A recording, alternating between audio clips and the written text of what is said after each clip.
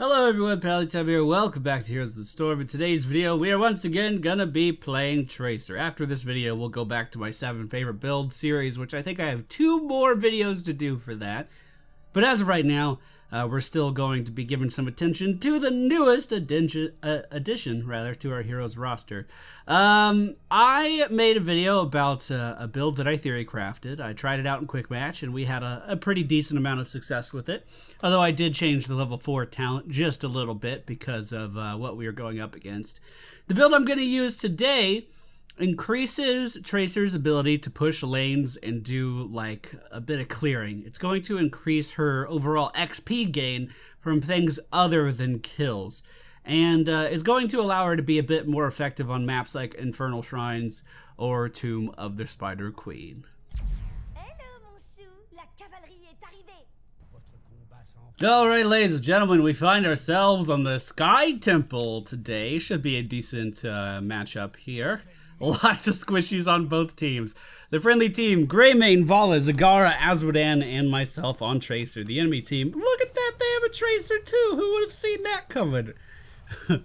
Vala, Sylvanas, Li Ming, and Murky. Murky actually a pretty good counter to Tracer if she doesn't have a support. And as you can clearly see here, we don't have one of those.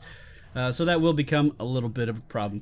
Keep in mind, we may lose this game just based upon my talent selections alone, but I want to show off the build anyway. You know, you don't really get to pick your team in quick match, and I think the first build I showed off, the one I theory crafted in one video and then played in the next, I think that build is a bit more universal. Like, you can use that in more than just a quick match setting, but it's a good place to like learn the character and be able to just jump around and do a ton of damage.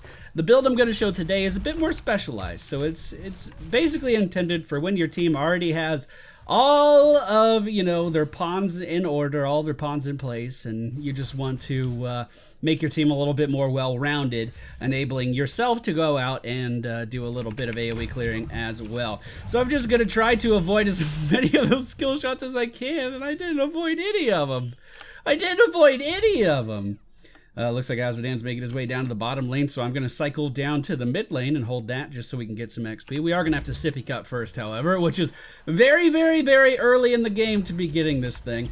Fun fact, Tracer has, arguably, I would say, one of the best auto attacks in the game, fastest auto attacks in the game.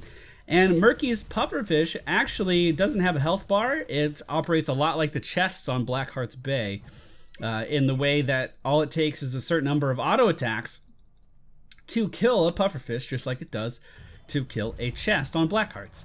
So Tracer is actually incredibly effective at moving in and just completely decimating one of those pufferfish before it can actually deal damage.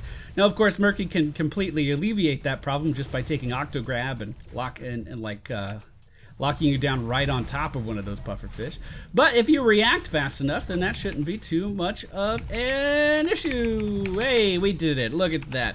So if you've never seen Tracer before, her Q ability is Blink. This has 3 charges. Each of them has a 6-second cooldown, and it's going to allow us to move very, very quickly in a direction. We cannot go over terrain with this, but we can travel quite far. Our W ability is Melee. It's not called Pistol Whip because I think it sounds a little bit too harsh. It's just called Melee.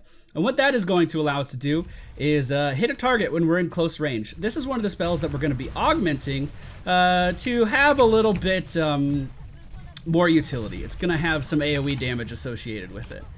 Our E ability, which you just saw, is called Recall. We did pick up a talent at level 1 that allows us to lower the cooldown on that by 4 seconds and change it just a little bit. So instead of going back in time 3 seconds, so for instance, if we hit Recall right now, we would be back in the well. It allows you to travel back in time for 3 seconds by default, but with our talent at level 1, we can travel back 4 seconds instead. Isn't that exciting? The enemy team finally moving up to take over that shrine. Let's go ahead and poke in there. We're doing pretty good on the XP curve. We are a level ahead of the enemy team, which gives us a lot of freedom to move in and kind of poke them pretty hard. We're going to stick to this Sylvanas here. Probably should have been focusing the Li Ming, I won't lie. But we can focus her now. And then zip down and finish off that Tracer. Don't know why I reround there. A little bit of a habit, but it looks like we are going to steal this top shrine from the enemy team. kill even more buildings with it, and now we have a talent tier advantage as well. A lot of people are saying that they prefer Spatial Echo as opposed to Bullet Time. Now, I will say, I'm a pretty big fan of Bullet Time, but we'll take Spatial Echo in this video. So what that allows us to do is we can use all 3 charges of our blink, recall, and then we get 2 charges of blink immediately again. So it will allow you to get out of a lot of really bad situations. Now, the other build that I was using did not take that. Instead, it went for Bullet Time. But the idea is that with the build that I theory crafted, you would be attacking constantly and reducing the cooldown of your blink all the time.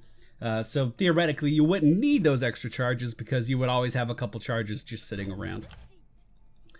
I did go to the middle lane to soak some XP. We do have Li Ming pushing up top here.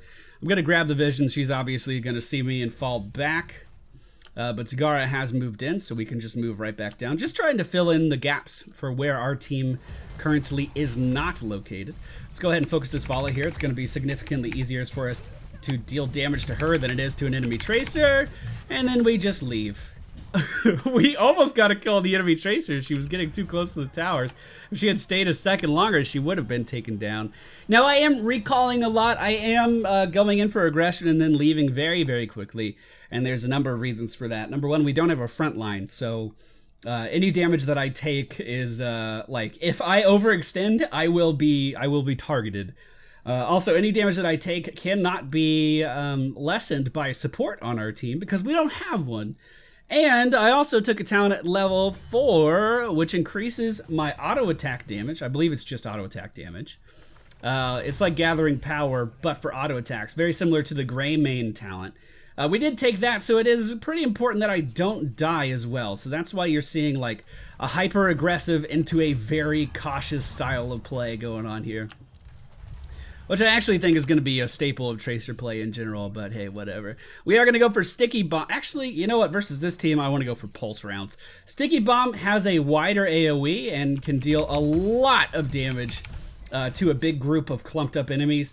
But when we're in Quick Match and everyone's assassins, it's actually very likely that they won't be clumped up a lot. I'm gonna take the, oh, we're gonna die. So I'm gonna take the ultimate that just makes it easier for me to land this ultimate and allows me to generate charge faster whenever I'm attacking a hero. So we're just gonna be able to use our ultimate significantly faster. Now I did die there, so I did lose my untouchable stack, so we have to start over from square one. But not only is Murky not the best versus Tracer because we can kill his pufferfish so easy, Murky also gives us a like full stack whenever we kill him. It's not a quarter stack like his XP, it's a full stack. So if we're able to just sit around and farm Tracer, if we're able to, as Tracer, sit around and farm Murky, we're going to be able to actually up our damage a very significant amount. It's kind of similar to how Nova used to be played when she had Gathering Power. She would just kind of sit around and camp Murky, camp the Vikings, and become very, very strong by doing that. That's what we're going to try to do today. Now with this build, I will not get a ton of healing. And that is going to be a bit of a problem here. I just want to start out by saying that. If I wasn't making a build specifically about a build, I hope I said that right. If I wasn't making a video specifically about a build, I would be going for the healing talent at level 13. Now, it's not the most sustained in the whole world. It's a very risk versus reward style of build. But, ooh, get out of the way of that. But it's still healing that Tracer needs in a lot of situations. And unfortunately, we're going to have to rewind here to drop that bomb off of us. We are going to kill the enemy Tracer, kill the Murky Egg, and kill the Murky. What do you know? 4 stacks just like that. That didn't take long to get those back, did it? We are going to have to recall now, though. And again, Bullet Spray coming out level 13. What it does is it gives us an AoE on our W. So how melee normally works is this is the range, and it just hits one enemy in that range. If there's like a minion and a hero, it will prioritize the hero. But when we get Bullet Spray, it's going to increase the range to this, which allows us to walk into the middle of a minion wave, smash them into the ground, and then keep on pushing. It may not seem like a ton, But Tracer actually has some of the weakest lane clear in the entire game. So if you are on a map like Infernal Shrines, where AoEing is very important, if you are on a map like Tomb of the Spider Queen, where it becomes very important for you to be able to clear a lane effectively, you can still pick Tracer and still function very, very well in those kinds of situations.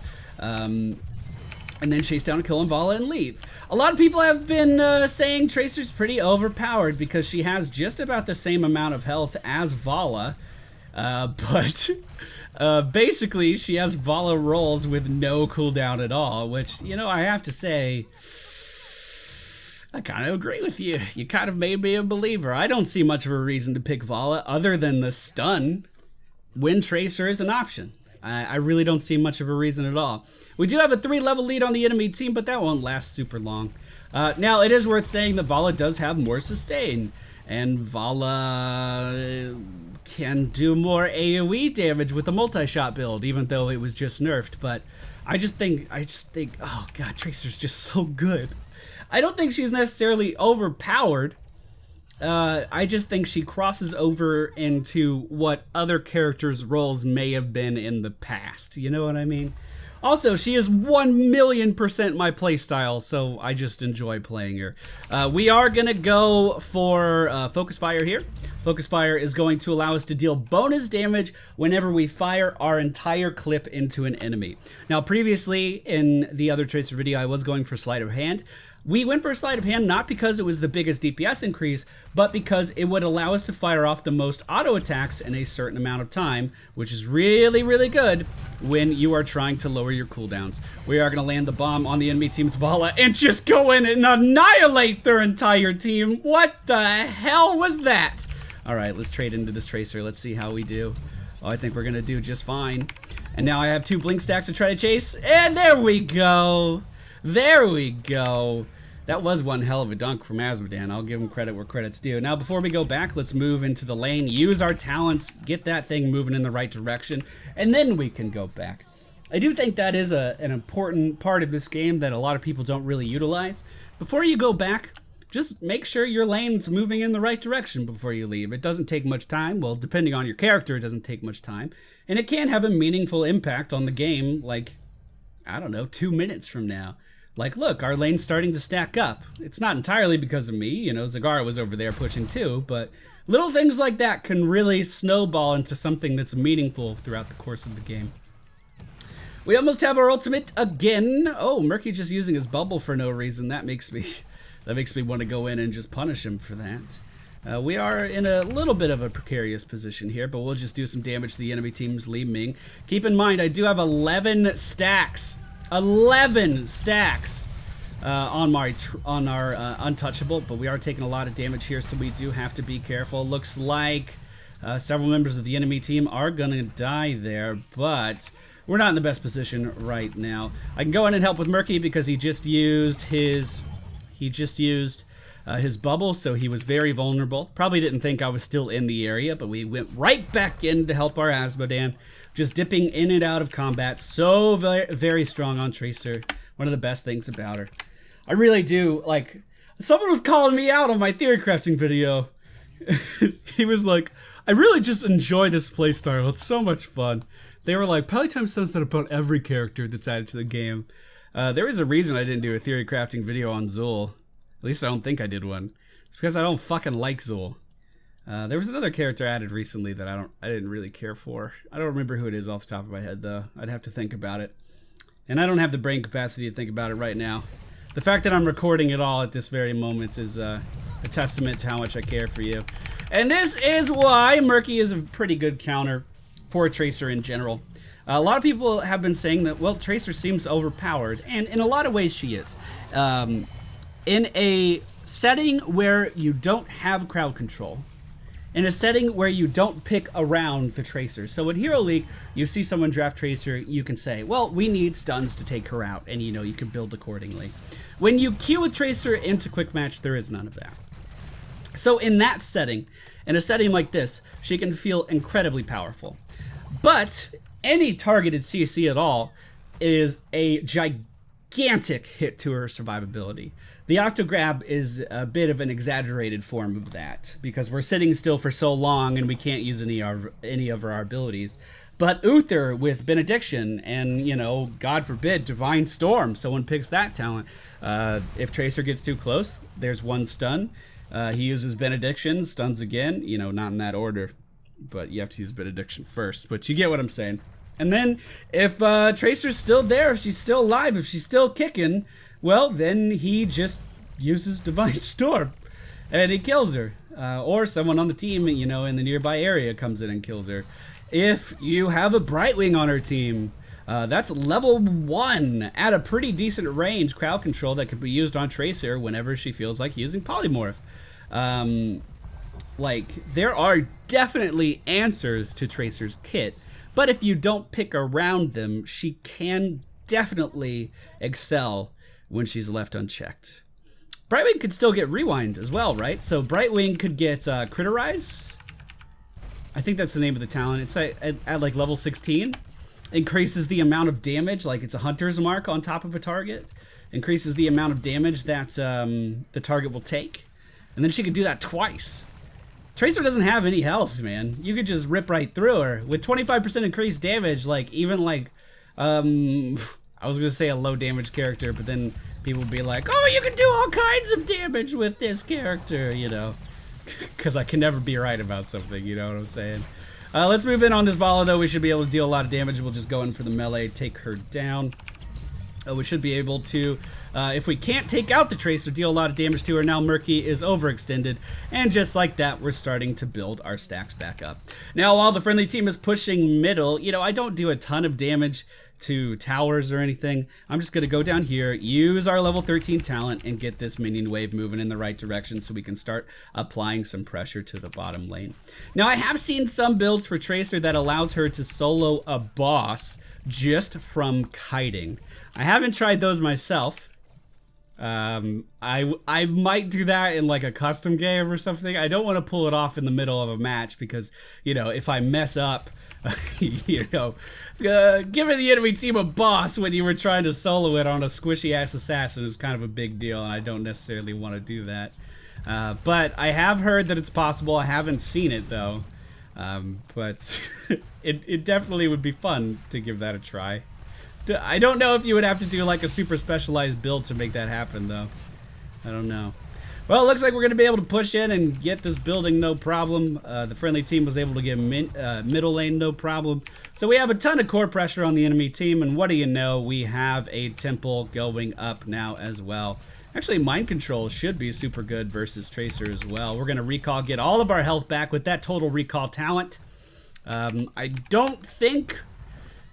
Okay, good. I was gonna say, I don't think Murky's gonna use the Octograb on me, but he didn't. That's good, that's good, that's good. Now, while the rest of the friendly team is pushing in, we'll just go take over this temple, ensuring the win, pushing that down. So again, the idea on this is you don't get as much survivability with this build, so you would want to use it in an organized setting. You would want to use this in Hero League when you have a support that's going to keep you alive. By the way, again, Tassadar, fantastic combo with Tracer. Instead of getting survivability at 13, you get more AoE damage to help you clear lanes on maps that call for that. Now, while this is not my favorite build, I know a lot of people are using this to great avail in their own games, and it definitely is worth having this in your repertoire of builds that you can kind of dip into, and then, you know, when the time comes, use it and be very successful with it. Now, if you're not a fan of Untouchable, there is a talent you can swap out here, and I'll talk about that in just a moment. But we have Slipstream level 1. This one seems pretty mandatory. Almost every single Tracer build I've seen has gone for Slipstream. I did go for Untouchable at level 4, which increases our basic attack damage. It can be a gigantic damage increase as long as you don't get yourself dead very often. Spatial Echo gives us 2 blink charges after we use recall. Keep in mind that this is going to be a 20-second cooldown, so it's really only useful in emergencies, but with this build, I think it fits in quite well. With this build, you're not going to be able to sit there and just trade into someone nonstop because you're not healing whenever you hit them. So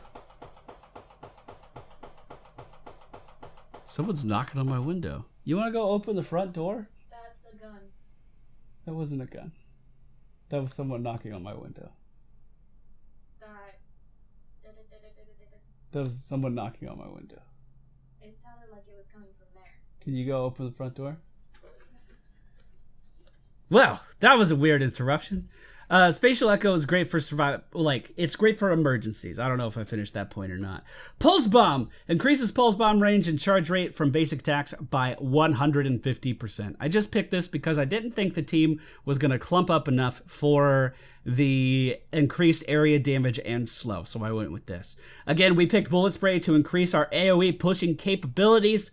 We went for Focus Fire because it's extra damage without having to think about it. There is the Reload Gun Gears of War minigame talent that you can pick, but no, I'm good. I don't want to think about that right now. And then Total Recall, level 20, probably the most overpowered talent in the entire fucking game. Allows you to heal for a significant amount of HP under the right circumstances. Oh, that is a gun. Huh. Jessica was right. What do you know? At level 4, if you don't like Untouchable, you can go for Parting Gift, which just allows you to drop a bomb and deal some significant extra damage whenever you hit your E ability. I'm going to go make sure my house isn't under attack. Thank you all for watching, and I'll see you all next time.